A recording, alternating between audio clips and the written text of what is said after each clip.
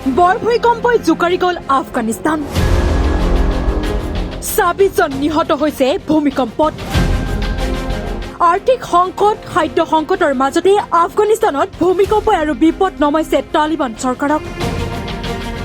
৫.৩ Richter স্কেলত অহা ভূমিকম্পত বিস্তৰ ক্ষতি চাওক এই দৃশ্য যেন মুহূৰ্ততে খহি পৰিব বৃহৎ বৃহৎ পাহাৰ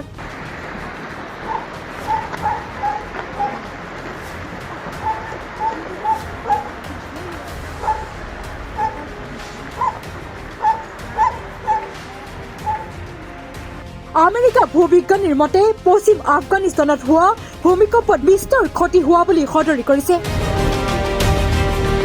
হিন্দুকুশ পাহাৰৰ সমীপত উৎপত্তি স্থল বুলি সদৰি কৰিছে নিউজ ডেস্ক ৰিপৰ্টাৰ অসম